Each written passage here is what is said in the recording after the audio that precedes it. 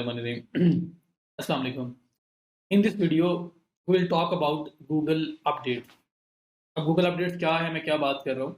Search engine optimisation की बात की थी हमने लास्ट वीडियो में, जिससे मैंने आपको बताया सर्च इंजन क्या है और सर्च इंजन ऑप्टिमाइजेशन हम क्यों करते हैं। रैंकिंग प्रोसेस के बारे में बात की, हम लोग अपनी साइट को फर्स्ट पेज पे देखना चाहते हैं, तो ये सब मैंने आपको एक्सप्लेन किया। अब इस वीडियो में मैं आपको थोड़ा सा बैकग्राउंड बताऊंगा, एसईओ का बैकग्राउंड। गूगल किन फैक्टर्स की बेस पे किसी भी साइट को फर्स्ट पेज पे रैंक करता है। अगर हमें उन फैक्टर्स का पता चल जाए, अगर हमें उन चीज़ों का आइडिया हो जाए और हम उन प्रैक्टिसेस को अडॉप्ट कर लें, तो क्या हमारे लिए इजी नहीं हो जाएगा कि हमारी साइट वहाँ फर्स्ट पेज पे रैंक हो सके। ऑब्वियसली इजी हो जाएगा। तो मैं आज आप लोगों को थोड़ा सा बैकग्राउंड बताऊंगा, गूगल किन फैक्टर्स की बेस पे सर्च रिजल्ट्स को शो करता है और उसके पीछे एक पूरी कहानी है। गूगल कंटिन्यूसली अपने एल्गोरिदम को, अपने एल्गोरिदम जब मैं बोल रहा हूँ तो इससे मुराद मेरा वो ऑटोमेटेड सिस्टम है, वो बोट है, तो कुछ भी आप इसको बोल लें, बोट बोल लें, इसको मशीन बोल लें, वो टूल बोल लें जो आप गूगल पे रैंकिंग्स को हैंडल कर रहा है। जब कोई टर्म, कोई वर्ड, कोई आप लिखते हो तो आपके सामने कौन से रिजल्ट्स फर्स्ट 10 पेजेस में, फर्स्ट पेज पे टॉप 10 रिजल्ट्स में आए, कौन से सेकंड पेज पे आए, कौन से थर्ड पे आए, कौन से फोर्थ पे आए, ये सब कुछ किस तरह से हैंडल हो रहा है। ये क्यों ह्यूमन बैठा हुआ, कोई आम इंसान बैठा हुआ इसको हैंडल नहीं कर रहा। इसके पीछे पूरा एक मशीन है, पूरा एक बोट है, एक एल्गोरिदम है गूगल का जो इस चीज़ को ऑपरेट कर रहा है। तो ये ऑटोमेटिकली परफॉर्म हो रहा है। तो अगर हमें उसके बारे में आइडिया हो जाए तो हमारे लिए चीज़ों को करना और बहुत ईजी हो जाएगा। तो गूगल कंटिन्यूसली अपडेट्स कर रहा है अपने एल्गोरिदम में, अपनी इस ऑटोमेटेड प्रोसेस में, ताकि रिजल्ट्स बेहतर से बेहतर वो लोगों को दिखा सके। अगर बैक इन 2010-11 आप चले जाएं, कुछ साल पीछे चले जाएं, अक्सर आप लोगों के साथ ऐसा होता था कि आप कुछ सर्च कर रहे हैं लेकिन आपको उससे रिलेटेड कुछ नहीं मिलता था। आज भी सम टाइम ऐसा हो सकता है, बिकॉज कि मैंने बताया कि ऑटोमेटेड सिस्टम है, एक एल्गोरिदम, एक बोट है जो इस चीज़ को हैंडल कर रहा है। तो वो बोट गलत भी हो सकता है या उसकी उसकी अंडरस्टैंडिंग में प्रॉब्लम हो सकती है। तो सम टाइम, बहुत रेयर है, इंप्रूवमेंट्स होती जा रही हैं और अभी जब भी हम कुछ चीज़ सर्च करते हैं हमें उसके रिलेटेड कुछ ना कुछ मिल जाता है। तो गूगल कंटिन्यूसली अपडेट कर रहा है अपने एल्गोरिदम में, अपने रैंकिंग सिस्टम में, ताकि वो बेहतर से बेहतर रिजल्ट्स जो हैं वो लोगों को दिखा सके। अब वो जो अपडेट्स हो रही हैं वो क्या आज तक हो चुकी हुई हैं और क्या नेक्स्ट आ रही हैं, उससे कैसे आप अप टू डेट रह सकते हैं, वो सारी बातें मुझे आज इस वीडियो में आपके साथ डिस्कस करनी है। मैट कर्ट्स जो गूगल का एक सॉफ्टवेयर इंजीनियर था, उसने एक बार उसका एक आर्टिकल मैंने पढ़ा, उसमें उसने बताया हुआ था कि एक दफ़ा वो गूगल पे गया और गूगल पे जाके उसने किसी कैंसर के बारे में एक वर्ड लिखा। जब उस कैंसर के लिखा, उस कैंसर के बारे में जानने के लिए, इंफॉर्मेशन लेने के लिए उसने एक टर्म टाइप की, कुछ वर्ड्स टाइप किए और क्लिक किया। तो जो टॉप पे फर्स्ट रिजल्ट आ रहा था, फर्स्ट पेज पे फर्स्ट रिजल्ट, वो एक वेबसाइट का एक लिंक था जिसपे एक आर्टिकल लिखा हुआ था, जिस आर्टिकल में उस कैंसर के बारे में बताया गया था। और उस आर्टिकल में उस कैंसर के साथ, उस कैंसर का एक इंस्ट्रूमेंट के साथ लिंक किया गया था। वो इंस्ट्रूमेंट था और उसको उस कैंसर के साथ रिलेट किया गया था।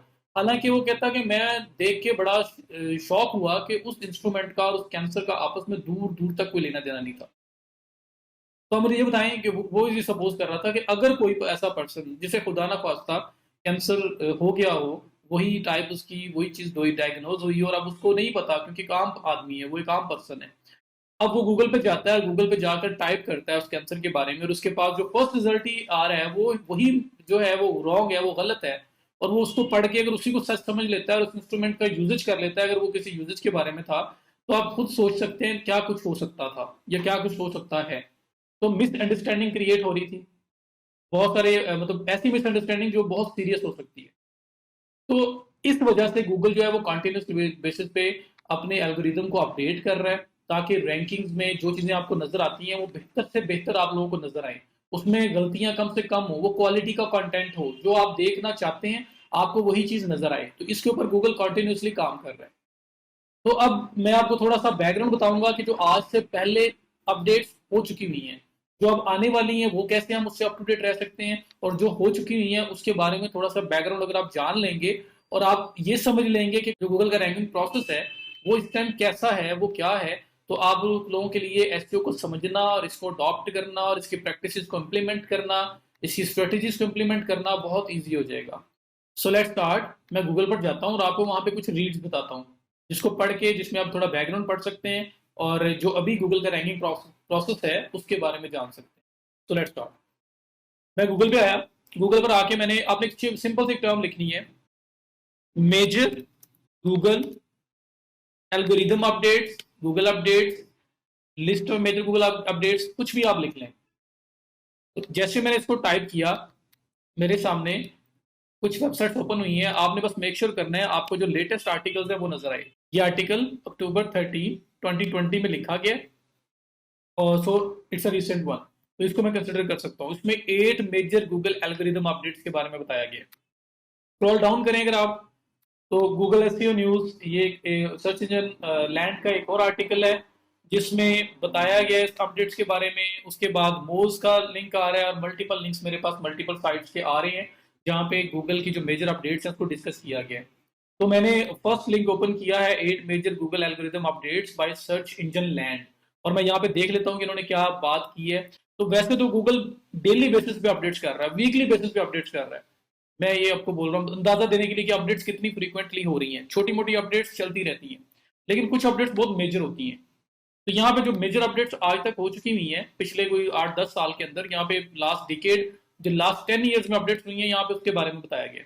तो उनको हम थोड़ा सा डिस्कस कर लेते हैं, थोड़ा सा उनके बारे में मैं आपको बता देता हूँ और उसके बाद हम लोग नेक्स्ट मूव करेंगे। तो यहाँ पे सबसे पहले जो अपडेट जिसने एक मतलब बहुत बड़ी अपडेट थी, जो ऐसे की दुनिया में, सर्च इंजन की दुनिया में जिसने आके हिला के रख दिया था दुनिया की बड़ी बड़ी साइट्स को भी, और बहुत सारी साइट्स इसके बाद डी इंडेक्स्ड हो गई, पेनलाइज हो गई, मीन के उसके बाद वो गूगल पे कभी नजर नहीं आई।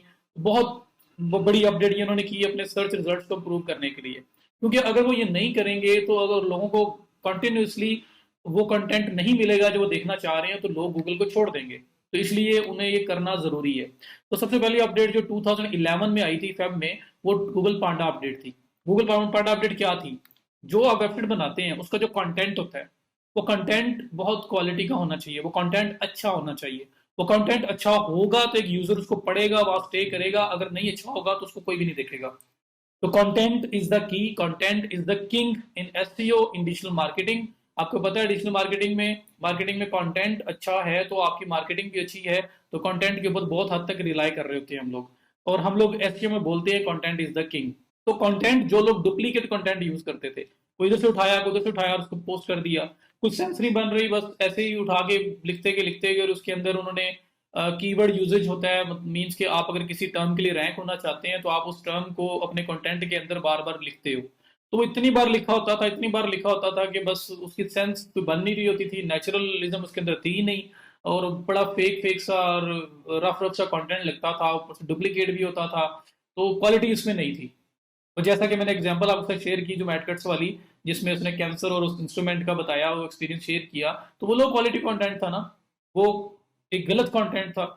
जो कंटेंट किसी चीज को किसी से रिलेट करके लिख दिया गया और मिसगाइड कर रहा था। ठीक है, तो ऐसे कंटेंट को हिट किया, ऐसी साइट्स को हिट किया।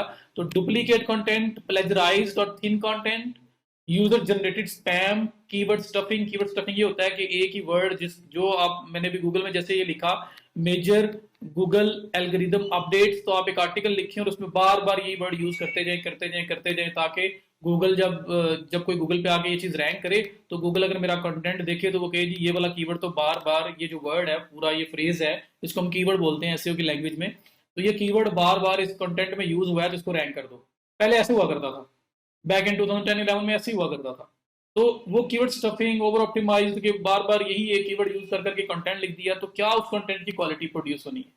तो जो इस किस्म के लोग थे ना, जो सिर्फ रैंकिंग लाने के लिए काम कर रहे थे, उनको उठा के गूगल ने डीलिस्ट कर दिया, डी रैंक कर दिया, पेनलाइज कर दिया।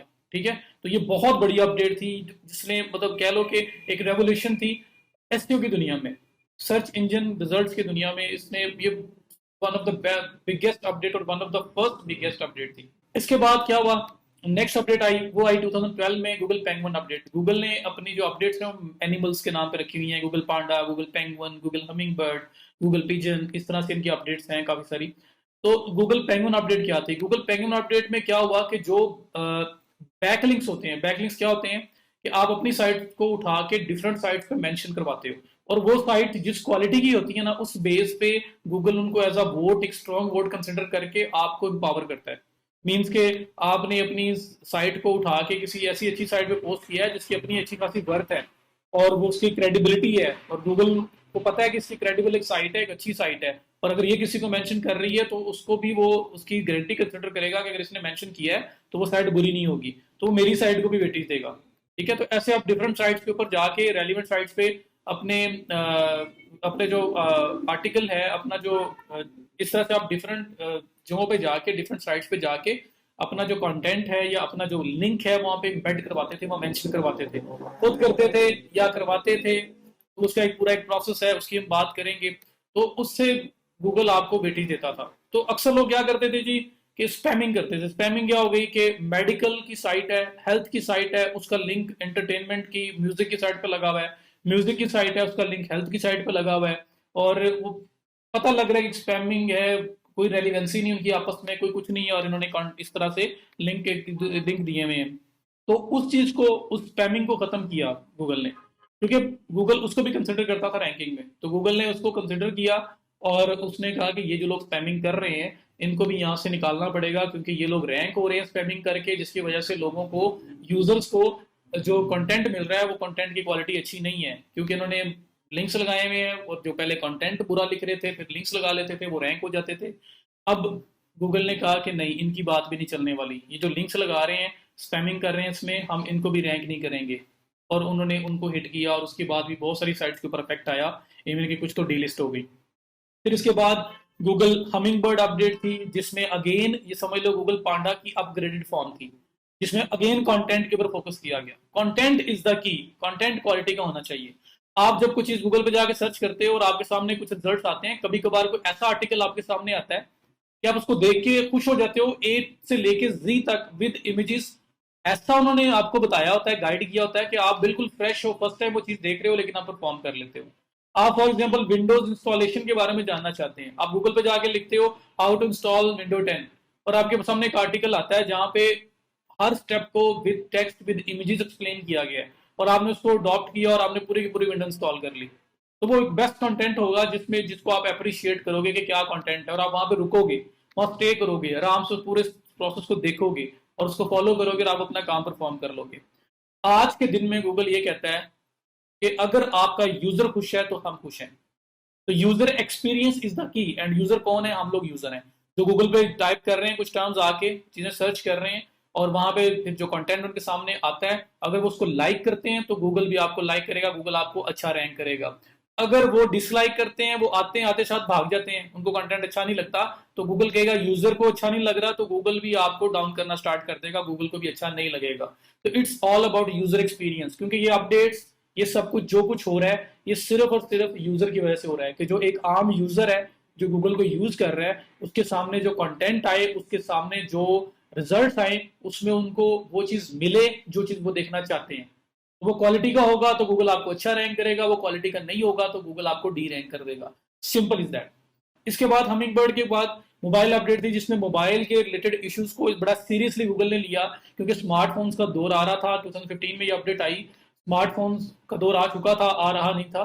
तो स्मार्टफोन्स के लिए गूगल ने कंसिडर किया कि अगर आपकी साइट मोबाइल फ्रेंडली नहीं है, रिस्पॉन्सिव नहीं है, मीन मोबाइल में अक्सर पहले आप साइट्स ओपन किया करते थे, अब भी हो जाता है, कुछ साइट से लाइंस ब्रेक हो रही हैं, इमेजेस ब्रेक हो रहे हैं, इस तरह की प्रॉब्लम्स आ रही हैं, तो गूगल ने कहा कि जो इस तरह के लोग होंगे जो मोबाइल साइट के इश्यूज के साथ आएंगे, हम उनको भी रैंक नहीं करेंगे, हम उनको भी इफेक्ट करेंगे। ठीक है, तो इस वजह से गूगल ने मोबाइल अपडेट लॉन्च की और गूगल ने फोकस किया कि भाई क्वालिटी पे फोकस करो, मोबाइल क्वालिटी पे भी फोकस करो, मोबाइल रिस्पॉन्सिवनेस पे फोकस करो, मोबाइल के ऊपर भी आपकी साइट अच्छी डिस्प्ले होनी चाहिए, इसके ऊपर आपको फोकस करना पड़ेगा, क्योंकि लोग अब स्मार्टफोन्स की तरफ जा रहे हैं, स्मार्टफोन यूज करते हैं, ट्रैफिक की रेशो स्मार्टफोन पे ज्यादा होती जा रही है, तो इसको कंसिडर करें। तो ये मोबाइल के ऊपर उन्होंने एम्फोसाइज किया। उसके बाद रैंक ब्रेन है, गूगल रैंक ब्रेन क्या था? Google rank brain Google algorithm की अपडेट थी, जिसमें रैंकिंग प्रोसेस जो है ना उसको बड़ा ड्रास्टिकली चेंज किया गूगल ने, और इसके अंदर आर्टिफिशियल इंटेलिजेंस भी अब इन्वॉल्व है, और रैंक ब्रेन ही वो गूगल का एल्गोरिदम है जिसके थ्रू अभी भी रैंकिंग्स हो रही हैं। अभी भी आप गूगल में जब भी कोई चीज टाइप करते हो तो रैंक ब्रेन है जो मैयर करता है कि क्या टाइप हुआ है और मुझे इसके अगेंस्ट किस तरह की वेबसाइट्स को शो करना है, फर्स्ट पेज पे, सेकंड पे, थर्ड पे, फोर्थ पे। तो रैंक ब्रेन की बेस पे अभी तक काम चल रहा है और ये अपडेट जब से आई है तब से लेके अब तक इसमें कई अपडेट्स और हो चुकी हुई हैं, कई इंप्रूवमेंट्स हो चुकी हुई हैं, बट स्टिल जो रैंकिंग प्रोसेस को हैंडल कर रहा है, जो एल्गोरिदम है, वो रैंक ब्रेन है। तो रैंक ब्रेन की बेस पे हो रहा है। उसके बाद फिर next update Google medic update आई और उसमें भी अथॉरिटी के ऊपर बहुत ज्यादा फोकस किया गया, क्रेडिबिलिटी के ऊपर बहुत ज्यादा फोकस किया गया। उसके बाद गूगल बर्ड अपडेट आई। गूगल बर्ड अपडेट के अंदर क्या था, अगेन कंटेंट के ऊपर फोकस किया गया, जैसे गूगल पांडा में किया गया, जैसे गूगल हमिंग बर्ड में किया गया, इसमें भी कंटेंट पे फोकस किया गया और कंटेंट को पे फोकस करके बताया गया भाई कॉन्टेक्स्ट के अकॉर्डिंगली कंटेंट लिखो, it's not about keywords any more. आपको थीम के साथ चलना है, थीम के साथ चलोगे तो आपको गूगल हर उस जगह पे दिखाएगा जब उस जहां पे उस थीम के रिलेटेड कोई चीज सर्च की जा रही है। तो यहाँ पे अगेन कंटेंट के ऊपर बात की गई। उसके बाद कोर अपडेट है। कोर अपडेट में गूगल जो अपना एल्गोरिदम है, रनिंग एल्गोरिदम, उसमें चेंजेस करता रहता है, उसको अपडेट्स देता रहता है। तो ये अपडेट किस पार्ट में हुई है, मींस कंटेंट में आई है, बैकलिंक्स में हुई है, किस पार्ट के अंदर उन्होंने अपडेट की है जिससे रिजल्ट्स अफेक्ट होंगे, वो डिक्लेयर नहीं करते गूगल वाले। गूगल क्या करता है, गूगल सिर्फ बताता है कि हमने कोर अपडेट रन कर दी है, रोल आउट हुई है हमारी कोर अपडेट, लेकिन उस अपडेट ने किस स्पेसिफिक पार्ट को इफेक्ट किया है, मतलब कि किस तरह की साइट्स को इफेक्ट किया है। कंटेंट के बारे में वो अपडेट थी, वो अपडेट बैकलिंक के बारे में थी, वो यूजर एक्सपीरियंस के बारे में थी, वो किस पार्ट के बारे में थी, वो गूगल प्रॉपरली डिक्लेयर नहीं करता। तो वो फिर डिफरेंट केस स्टडीज रन होती हैं, उस पर काम होता है, फिर एट द एंड पता चलता है, फाइंडिंग्स आती हैं कि ये जो अपडेट है इसने स्पेसिफिक किस पार्ट को जो है ना, किस पार्ट को गूगल ने रोल आउट किया है, किस पार्ट के ऊपर अफेक्ट किया है और किस कंसिडर किया है उसको। तो उससे हमें केस स्टडी से हमें आइडिया होता है, हमें केस स्टडी से पता चलता है कि कोई अपडेट हुई है और किस पार्ट में हुई है, कंटेंट के रिलेटेड हुई है, किस चीज़ के रिलेटेड हुई है। वो केस स्टडीज की बेस पे एक्सपर्ट्स मल्टीपल लोग अपनी केस स्टडीज रन करते हैं और फिर देखते हैं कि किस पार्ट में हुई है और फिर पता चलता है। गूगल जस्ट ये बताएगा कि हमने कोर अपडेट रोल आउट की है। ठीक है, तो ये तो 8 है। इसके अलावा गूगल पॉसम अपडेट है, मतलब मैं आपको नाम बोलूंगा, नामों से पता तो नहीं लगना अब के वो क्या चीजें क्या नहीं है। मोबाइल फर्स्ट इंडेक्स एक अपडेट है जिसमें गूगल ने पहले जो गूगल की रैंकिंग आती थी वो डेस्कटॉप वर्जन की जो साइट थी उसकी बेस पे आती थी।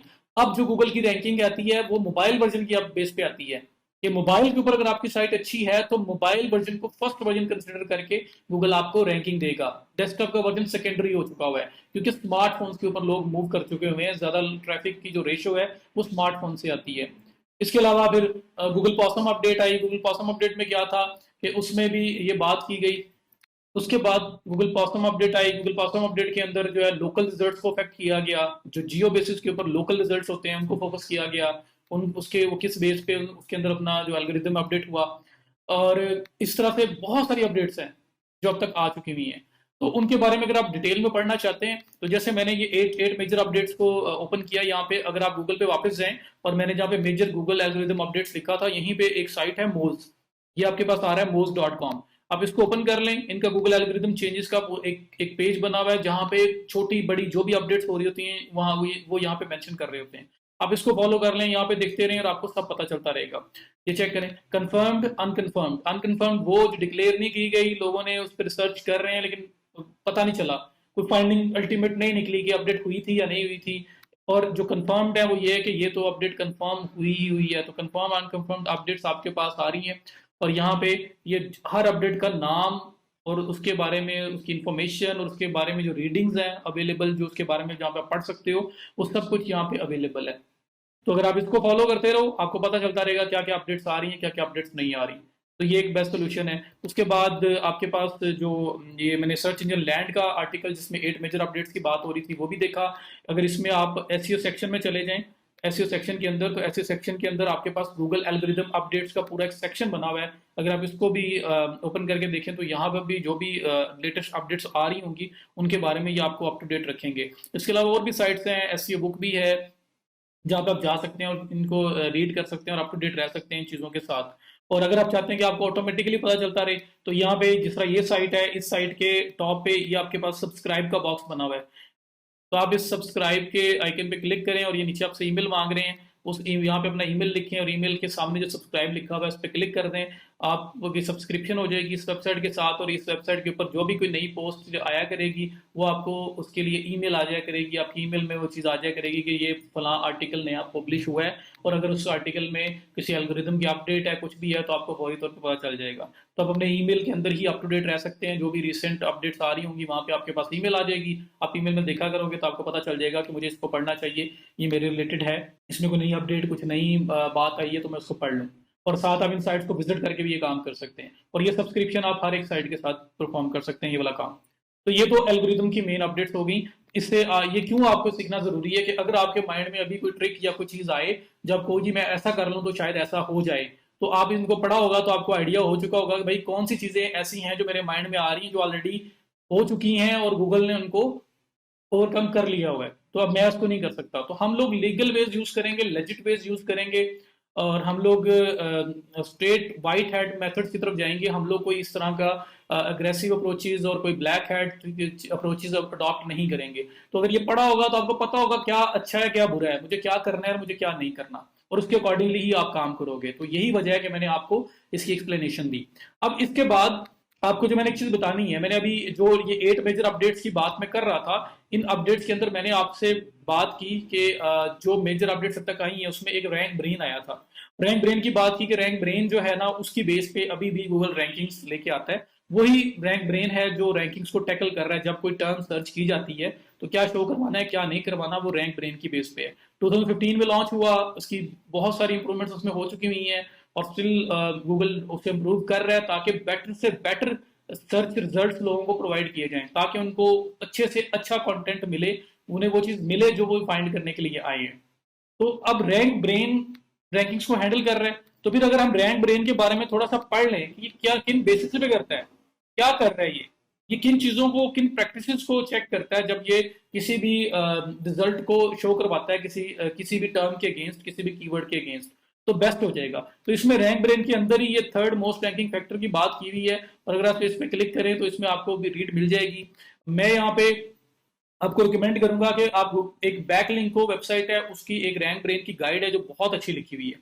ब्रायन डीन ऑथर है, उसने बहुत अच्छा लिखा हुआ है, और उसके बारे में वहां पढ़ सकते हैं। वरना मैं और या फिर आप और भी डिफरेंट जगहों पे गाइड्स हैं आप वो भी अडॉप्ट कर सकते हैं। तो मैं कुछ रिकमेंडेशन आपको दे देता हूँ जो आप पढ़ना चाहिए आपको। तो उसमें वो डिटेल एक गाइड है, और उसको थोड़ा सा पढ़ लोगे तो आपको आइडिया हो जाएगा कि क्या प्रैक्टिसेस वो वाली हैं जो मुझे अडॉप्ट करनी चाहिए, और किन बेसिस के ऊपर किन फैक्टर्स के ऊपर गूगल असल में रैंक करता है। तो मैं गूगल पे आता हूँ और यहाँ पे आके लिखता हूँ रैंक गूगल रैंक ब्रेन। आप सिर्फ इतना सा लिखें गूगल रैंक ब्रेन। अब गूगल रैंक ब्रेन जैसे ही लिखा मैंने, ये आपके पास गूगल रैंक ब्रेन पहला ही लिंक आया है बैक लिंकों का। आप गूगल रैंक ब्रेन को क्लिक करके ओपन कर लें। ये गूगल रैंक ब्रेन आपने क्लिक किया, इसको ओपन कर लिया, ये आपके सामने आ गया। अब यहाँ पे the definitive guide rank brain के बारे में लिखी गई है गूगल रैंक ब्रेन। और अगर आप इसको स्क्रॉल डाउन करो, यहाँ पे कंटेंट है जिसमें चैप्टर 1 चैप्टर 2 3 4 5 6 चैप्टर्स के अंदर इसने गाइड लिखी है। बहुत जबरदस्त गाइड है, आप इसको पढ़ो। इसमें चैप्टर नंबर 1 चैप्टर ऐसा नहीं होगा कि 20-20 पेजेस का एक चैप्टर होगा, छोटे छोटे चैप्टर्स हैं, लेकिन उसमें बड़ा अच्छा डिटेल में एक्सप्लेन किया गया है। मतलब फर्स्ट चैप्टर में उसने बताया है गूगल रैंक ब्रेन है क्या, अ विजुअल एक्सप्लेनेशन। फिर हाउ रैंक ब्रेन वर्क्स, वो काम कैसे करता है। जब वो कीवर्ड टाइप किया जाता है गूगल में तो रैंक ब्रेन कैसे काम करता है और उसके अगेंस्ट जो है ना रिजल्ट को शो करता है, साइट्स को शो करता है। फिर keyword search in a rank brain world, rank brain के अकॉर्डिंगली हम जो कीवर्ड सर्च करते हैं वो कीवर्ड सर्च कैसी होनी चाहिए। इसी तरह से चैप्टर 4 5 6 हैं जहाँ पे डिटेल्स इस बारे में बताई गई हैं।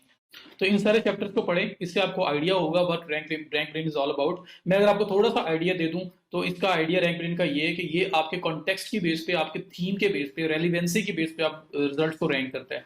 और इसकी छोटी सी एग्जांपल शेयर करूं जिस आर्टिकल में शेयर की गई है कि अगर अगर गूगल में आप चाहें और गूगल में जाकर आप टाइप करें ये term the grey console developed by Sony, तो रैंकमैन क्या करेगा कि जितने भी डेटाबेस के अंदर गूगल के पास साइट्स हैं वो उन पे इन सारे वर्ड्स को, इस कॉन्सेप्ट को मैच करेगा कि कितने ऐसे पेजेस हैं, कितने ऐसे आर्टिकल्स हैं, लिंक्स हैं जहां पर इस चीज के बारे में बात की गई है, जहां पर grey console developed by Sony के बारे में बात की गई है।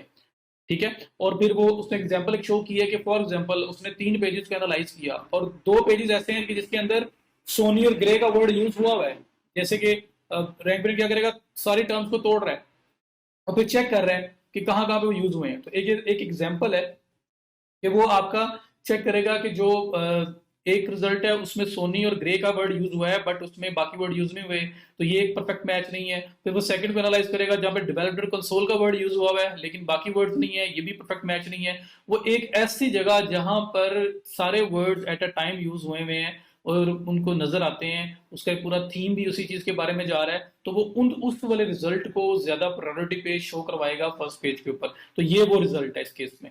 इसी तरह से अगर इसकी बात की जाए कि फिर रैंकिंग ये किस तरह से लाता है उन साइट्स के लिए, तो अगर इसमें एक और ये ग्राफिकल प्रेजेंटेशन दी हुई है, इसकी अगर बात करूं तो क्या है कि जैसे एक पर्सन गूगल में अपना कीवर्ड टाइप करता है तो उसके बाद होगा क्या कि रैंक ब्रेन जो है ना, उनकी जो जो टर्म टाइप हुई है, जो फ्रेज टाइप हुई है, जो वर्ड्स टाइप हुए हैं, उनको कॉन्सेप्ट में लेके जाएगा कि ये क्या बात हो रही है। जैसे ऊपर था ये, वो सोनी कंसोल के बारे में बात हो रही थी, ये बात हो रही थी ना ऊपर, develop by Sony, the grey console develop by Sony, तो सोनी जो कंसोल है, गेमिंग कंसोल है, उसके बारे में बात हो रही है।